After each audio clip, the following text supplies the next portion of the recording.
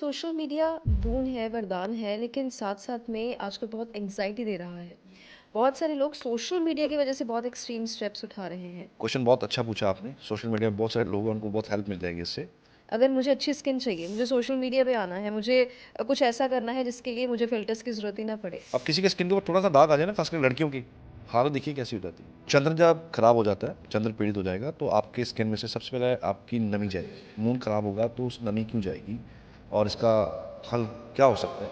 महादेव बड़े खुश हुए, प्रकट हुए और उन्होंने कहा कि यहाँ पे जहाँ पे आपने तपस्या की है, यहाँ पे ही आप मेरा एक शिवलिंग होगा, लिंग होगा, जहाँ पे आपको भी सॉल्यूशन मिलेगा और लोगों को, दुनिया भर में जिनको स्किन की प्रॉब्लम है, यहाँ आके माथा टेकेंगे, यहाँ पे सॉल्यूशन मिलेगा। अब जब वहाँ से वापस आएँगे ना, बड़ा आपका दिमाग शांत होगा। पहले की तरह उथल-पुथल जो है वो खत्म हो जाएगी। बहुत एंग्ज़ायटी थी वो खत्म हो जाएगा। स्ट्रेस लेते थे छोटी-छोटी बातों का, वो सॉल्व हो जाएगा। तो 2 चीज़ें बहुत ज़्यादा ज़रूरी हैं सोशल मीडिया पे लोगों के लिए, वो ये है। सुनील जी, सोशल मीडिया बोon है, वरदान है, लेकिन साथ-साथ में आजकल बहुत एंग्ज़ायटी दे रहा है। बहुत सारे लोग सोशल मीडिया की वज़ह से बहुत एक्सट्रीम स्टेप्स उठा रहे हैं। बच्चे उठा रहे हैं, युवा उठा रहे हैं। हालाँकि मिडल एज्ड लोग जो हैं, वो भी इसके लपेट में आ रहे हैं। मैं क्यों कह रही हूँ, क्या कह रही हूँ? एक सेंट्रिक बात करते हैं, एक मुद्दे की बात करते हैं, इधर-उधर नहीं जाते क्योंकि सोशल मीडिया बहुत बड़ा है, इस पे बहुत सारी बातें हो सकती हैं। लेकिन आज मैं बात करती हूँ 2 चीज़ें बहुत ज़्यादा ज़रूरी हैं सोशल मीडिया पे लोगों के लिए, वो ये है, एक तो मेरे व्यूज़ कितने हैं, दूसरी मैं लग कैसी रही हूँ या लग कैसा रहा हूँ, यानी मेरी स्किन कैसे लग रही है। और फ़िल्टर्स लगा-लगा के वो तो पहचाने नहीं जाते हैं। आप सामने से देखते हो तो आपको लगता है कि ये वो तो है ही नहीं। सामने से उनकी स्किन जो होती है वो ऐसी होती है कि जी, आपको ये ऐसे लगता है कि इनको तो किसी ट्रीटमेंट की ज़रूरत है। जी। ये एपिसोड वैसे तो किसी डर्मेटोलॉजिस्ट के साथ होता तो बात और होती, लेकिन एस्ट्रोलॉजिकली अगर मुझे अच्छी स्किन चाहिए, मुझे सोशल मीडिया पे आना है, मुझे कुछ ऐसा करना है जिसके लिए मुझे फ़िल्टर्स की ज़रूरत ही ना पड़े। कुछ ऐसा करना है कि लोग मुझे सामने से देखें, मेरे फॉलोअर्स, मेरे फैन्स मुझे सामने से देखें, तो वो ऐसे नहीं हो जाएँ कि ये तो वो हो ही नहीं सकता, कहीं जाके अनफ़ॉलो ना किया हो। तो हालाँकि सीरत ज़्यादा ज़रूरी होती है सूरत से, लेकिन सूरत भी तो इम्पोर्टेंट है ना। सोशल मीडिया में मैं तो मुझे लगता है कि सूरत ही ज़्यादा इम्पोर्टेंट है, सीरत को तो जी। बात स्किन की कर रहे हैं जी। स्किन का जो डिपार्टमेंट है ना जी, ये शुक्र के पास है। लेकिन इसकी जो नमी है ना, नमी, वो चंद्र के पास है। क्वेश्चन बहुत अच्छा पूछा आपने। सोशल मीडिया में बहुत सारे लोग हैं, उनको बहुत हेल्प मिल जाएगी इससे। बिकॉज़ ये जो चंद्र है ना, चंद्र ये नमी का, त्वचा के अंदर नमी और उसकी कोमलता जो है, उसका प्रतीक है, उसको रिप्रेजेंट करता है। चंद्र जब खराब हो जाता है, चंद्र पीड़ित हो जाएगा, तो आपके स्किन में से सबसे पहले आपकी नमी जाएगी। नमी जाएगी और इसका कारण क्या है? मून खराब होगा तो उस नमी क्यों जाएगी और इसका हल क्या हो सकता है?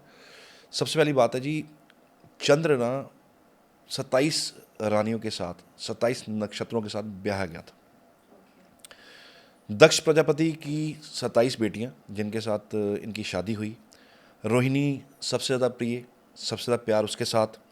बाकी 26 कहती हैं कि हमें क्या मिला, हमारा क्या कसूर था, चंद्र हमारे पास आते ही नहीं है। ऑल द टाइम वो रोहिणी के पास है, वो उन्हीं उन्हीं को पसंद करते हैं। रोहिणी ज़्यादा क्वेश्चंस आंसर नहीं पूछती थी और जो बीवी ज़्यादा क्वेश्चन आंसर नहीं पूछती ना, हस्बैंड को लगता है इससे अच्छी बीवी मेरी मिल ही नहीं सकती। तो बीवी का तो काम है, उन्होंने तो पूछना ही पूछना है, उनको हक मिला हुआ है, ईश्वर ने दिया है, हमारे संविधान ने भी दिया है, ईश्वर ने भी दिया है, कोर्ट ने भी दिया है कि बीवी तो सब कुछ पूछेगी। लेकिन चंद्र जो थे ना, वो रोहिणी के इफ़ बट से उनको ज़्यादा ट्रबल था नहीं, क्योंकि इफ़ बट था नहीं उनके, तो वो उनके पास ज़्यादा रहते थे, समय ज़्यादा बिताते थे। अब ये शिकायत पहुंची बेटियों की पिता के पास, दक्ष प्रजापति के पास, कि हमारा कसूर क्या, हमें बताओ। तो दक्ष प्रजापति ने उनको दिया श्राप कि आपका रूप, आपका रंग क्षय हो जाएगा और आपका जो ये इतनी ब्यूटी है, ये सारी की सारी खत्म हो जाएगी। श्राप मिल गया। श्राप मिलने के बाद परेशानी आ गई। अब किसी के स्किन के ऊपर थोड़ा सा दाग आ जाए ना, खासकर लड़कियों की, हालत देखिए कैसी हो जाती है कि मैं करूँ तो करूँ क्या। दुनिया भर के इलाज कर लेंगे, वो दुनिया भर के टोटके कर लेंगे कि स्किन ठीक हो जाए किसी तरीके से। अब जिनको बहुत डेंस प्रॉब्लम रहती है स्किन की, ये एपिसोड आज उनके लिए है। बेसिकली मैं उनको इन्फॉर्मेशन देने जा रहा हूँ। सो देवता इकट्ठे हुए, चंद्र को कहा भैया तेरा जो हल है ना, वो महादेव के पास है और किसी के पास नहीं है। महादेव तो सोल्यूशन कर सकते हैं, वरना कोई नहीं कर सकता। तो चंद्र को ना प्रभास तीर्थ के जगह पे जाके तप करने के लिए बोला गया कि वहाँ तपस्या करो, तब जाके हम कुछ महादेव सुनेंगे तो जाके कोई हल होगा, कोई सोल्यूशन होगा। उनको गाइड किया गया बेसिकली। वो प्रभास तीर्थ में गए, जो आज की डेट में सोमनाथ है। हमारे भारत के सबसे पहला ज्योतिर्लिंग जो है वो है सोमनाथ। सोमनाथ के पीछे स्टोरी क्या है कि वहाँ पे चंद्रमा ने प्रलय तक तपस्या की, इतनी तपस्या की कि महादेव को प्रकट होना पड़ा। ये जो सोमनाथ है ना, ये आज की डेट में जिसको हम प्रभास तीर्थ बोल रहे हैं, ये सोमनाथ है गुजरात के अरेबियन सी के शोर पे ये मंदिर बना हुआ है। तो ये बना ही क्यों था? क्योंकि जब ये तपस्या हुई, महादेव बड़े खुश हुए, प्रकट हुए, और उन्होंने कहा कि यहाँ पे जहाँ पे आपने तपस्या की है, यहाँ पे ही आप मेरा एक शिवलिंग होगा, लिंग होगा, जहाँ पे आपको भी सोल्यूशन मिलेगा और लोगों को दुनिया भर में जिनको स्किन की प्रॉब्लम है, यहाँ आके माथा टेकेंगे, यहाँ आके सोल्यूशन मिलेगा। बेसिकली ना, जब तक तपस्या चल रही थी ना, तो चंद्र ने ना वहाँ पे रोज़ जो समंदर का पानी है उससे अपना मुंह साफ किया। रोज़ धोते थे, रोज़ डेली, ओके। सुबह शाम धोते थे। और उनका महादेव का प्रकट होना, ये वरदान देना, वहाँ पे शिवलिंग स्थापित हुए, शिवलिंग प्रकट हुए, और उन सब लोगों को जिनको स्किन का प्रॉब्लम रहता है, डेंस प्रॉब्लम है, स्वेयर प्रॉब्लम है, उनको वरदान है वहाँ जगह पर जाने के लिए। समंदर का नमकीन पानी वाली हवा, वहाँ का एनवायरनमेंट, वहाँ का वातावरण, वहाँ कहते हैं कि दैट इज़ द प्लेस जो ना स्किन हील करती है। आपकी स्किन आपकी हील होगी उससे, उस वातावरण से, वहाँ के पानी से। वहाँ जाके शिवलिंग पे जो माथा टेकना है वो तो टेकना है, समंदर का स्नान भी करें वहाँ पे, उससे स्किन इश्यूज दूर हो जाएंगे। आपके स्किन की जो नमी चली गई है वो ठीक हो जाएगी। दवाइयाँ खा रहे हैं, बड़ी बड़ी दवाइयाँ छूट जाएंगी। जो वहाँ की एनर्जी है, वहाँ की एनर्जी बड़ी ऐसी है, हीलिंग एनर्जी है। इसके साथ साथ आप यकीन मानिएगा कि चंद्र के जिनको इशू रहते हैं स्किन के, तो जो है वो तो है ही है, वो वहाँ पे सॉल्व होंगे। जिनको माइंड रिलेटेड इश्यूज रहते हैं बहुत ज़्यादा, वो उनको भी सोमनाथ के दर्शन ज़रूर करने चाहिए। वहाँ जाना चाहिए, माथा टेकना चाहिए, वहाँ समंदर में स्नान करके आना चाहिए, नहा के आना चाहिए वहाँ पे समंदर। एनजाइटी इश्यूज़, आप जब वहाँ से वापस आएंगे ना, बड़ा आपका दिमाग शांत होगा, पहले की तरह उथल पुथल जो है वो ख़त्म हो जाएगी। बहुत एनजाइटी थी वो ख़त्म हो जाएगा, स्ट्रेस लेते थे छोटी छोटी बातों का, वो सॉल्व हो जाएगा। लोगों को बड़ी प्रॉब्लम है, सोशल मीडिया की आप बात कर रहे हैं, थोड़े से व्यू कम हो जाए लोग टेंशन में आ जाते हैं। ये जो इन्फ्लुएंसर है ना, इन्फ्लुएंसर की मैं आपको एक स्टोरी सुनाता हूँ छोटी सी, मेरी आप बीती। मैं ना मतलब दिखाने को और है और करने को और है। सुना भी इसलिए रहा हूँ क्योंकि ज़रूरी है, क्योंकि अंदर से खोखले हैं इन्फ्लुएंसर जो ज़्यादा बहुत दिखते हैं आपको, जो मैंने इनकी रियल लाइफ जो देखी है, क्योंकि मेरे साथ कंसल्ट भी करते हैं ना, अंदर से खोखले हैं। अगर थोड़ा सा भी सोशल मीडिया हिल जाए, ये हिल जाते हैं, इनको लगता है सब कुछ ख़त्म हो जाएगा। मैं एक जगह ट्रैवल कर रहा था, चंडीगढ़ से मुंबई की फ़्लाइट थी, और मेरी फ़्लाइट में थोड़े से 2 सीट्स आगे छोड़ के अनूप सोनी में बैठे हुए थे। वहाँ ना एक इन्फ्लुएंसर आया, अभी उसने चेक इन किया, फ़्लाइट के अंदर आया। और अच्छा, आने से पहले हुआ क्या, बेसिकली जब हम अंदर आ रहे हैं तो अंदर आके मैं लाइन में खड़ा हूँ, उनके साथ टीम है, उस इन्फ्लुएंसर के पास 2-3 बंदे थे, कैमरा मैन था, 1-2 बंदे और थे। सामने एक फ़्लाइट खड़ी थी एमिरेट्स की, जिस फ्लाइट में बैठा था वो था इंडिगो का फ़्लाइट। एमिरेट्स की फ़्लाइट है, उसको कैप्चर किया उसने, अपने कैमरे से कैप्चर किया, and he came to him कि सर ये देखना, ये ठीक कैप्चर हो गया? हाँ जी ठीक कैप्चर हो गया जी।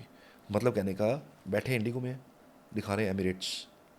यकीन मानेगा, कुछ दिन बाद वो उन्होंने वीडियो डाली उसके अंदर कि I am flying here and I am flying Emirates, मैं यहाँ से आ रहा हूँ, दुबई से आ रहा हूँ, यहाँ से आ रहा हूँ, वहाँ से आ रहा हूँ। ऐसा प्रेजेंट किया, ऐसा उन्होंने दिखाया कि मैं कहाँ से जा रहा हूँ। वो बेसिकली चंडीगढ़ से he was flying towards Mumbai, मेरी फ़्लाइट में। उसी फ्लाइट में अनूप सोनी जी भी बैठे हुए हैं, जो क्राइम पेट्रोल के होस्ट हैं, वो भी बैठे हुए हैं 2 सीट छोड़ के। एंड वो इन्फ्लुएंसर आगे, उसके पीछे आपने देखा होगा फ्लाइट्स के ना पीछे, यहाँ पे उन्होंने अपना एक छोटा सा वो लगाया होता है जिसमें उनकी ब्रांडिंग हो रखी होती है, वो उसने उतार लिया नीचे, पीछे कुछ भी नहीं है अब। एंड ही इज़ प्रेजेंटिंग कि मैं दुबई से आ रहा हूँ और मैं वहाँ घूमता फिरता हूँ। फिर मैंने उनके काफ़ी देखे, उन्होंने काफ़ी ऐसी चीज़ें की हुई हैं, एक पैर मेरा थाईलैंड में है, एक पैर मेरा दुबई में है, एक पैर मेरा सिंगापुर में है, एक पैर मेरा वहाँ पे है। This is a reality of social media influencers, यकीन मानिएगा। और मैंने, कोई बंदा आम देख के पहचान नहीं सकता इनको कि ये इस तरह की चीज़ें दिखा रहे होंगे, वाकई ये ऐसे कर रहे होंगे। तो सोशल मीडिया के जो इन्फ्लुएंसर्स हैं ना, ये ज़्यादातर स्ट्रेस में है।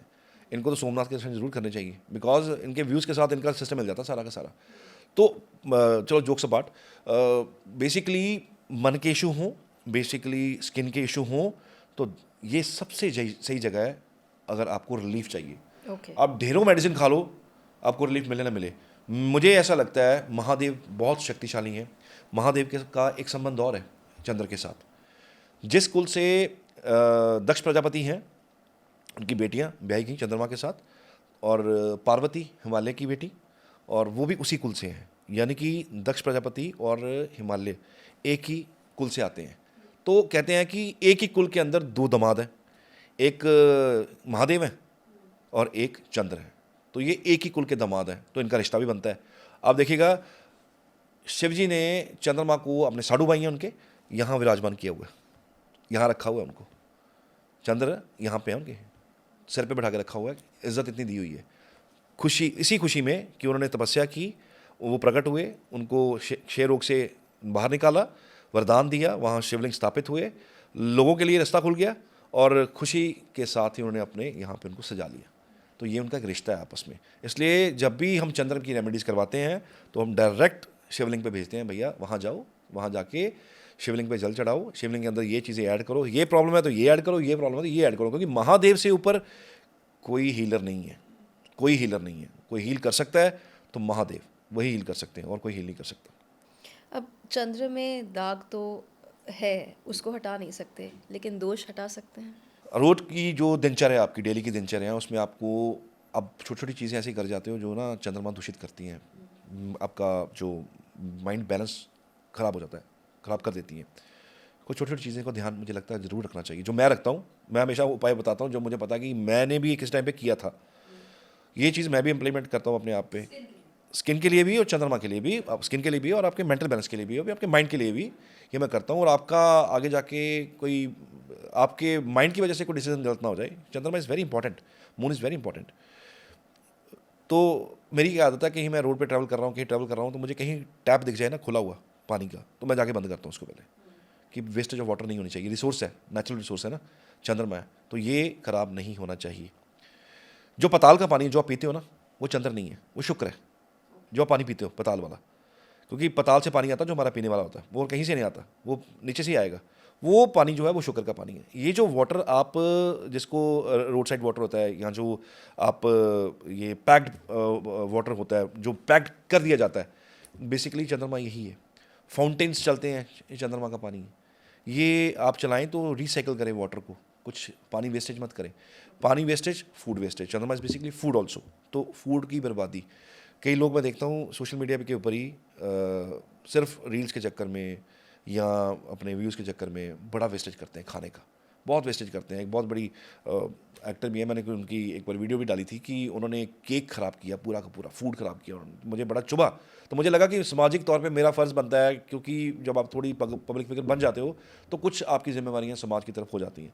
तो मैंने एक रील बनाई कि आपने ये गलत किया है, केक ख़राब किया। आपको देख के आपके 40 लाख से ऊपर आपके फॉलोअर हैं, अगर आपने ये हरकत की है तो बच्चे उस व्यूज़ के चक्कर में ऐसी वीडियोस बनाएंगे। क्योंकि होता क्या है, कोई बहुत बड़ा सेलिब्रिटी कोई कुछ भी एक्टिविटी करता है ना, तो सारी दुनिया उसके पीछे लग जाती पीछे है। लग जाती है। तो वो उन्होंने केक वेस्ट किया, फूड वेस्ट किया, उस केक के चलते हज़ारों लाखों टनों केक खराब हो चुका होगा।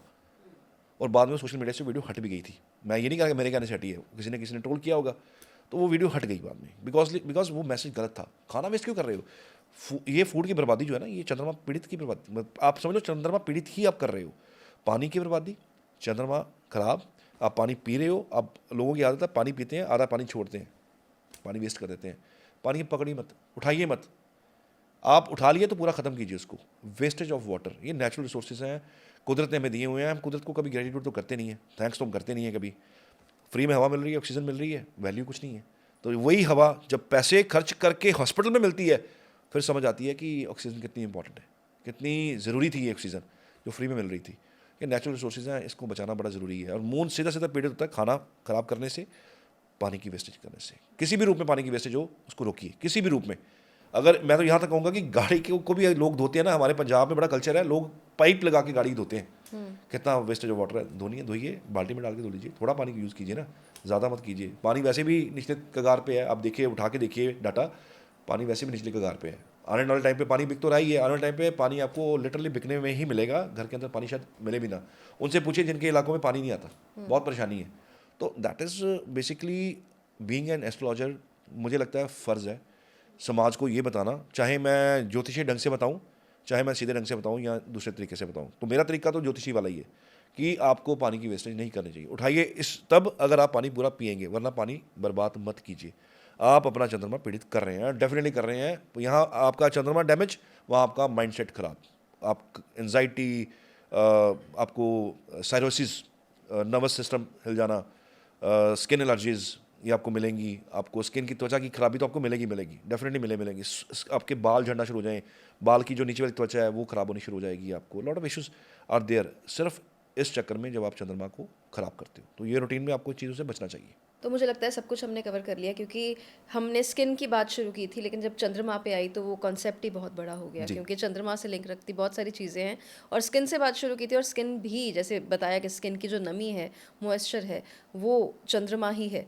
तो कैसे ठीक कर सकते हैं, क्या कर सकते हैं, कहाँ जा सकते हैं, इस एपिसोड में सब कुछ तो आपने जान लिया। बाकी अगर कुछ बहुत सिवियर है तो फिर आके मिल भी सकते हैं, लेकिन अपॉइंटमेंट लेके। अपना ध्यान रखिए। धन्यवाद।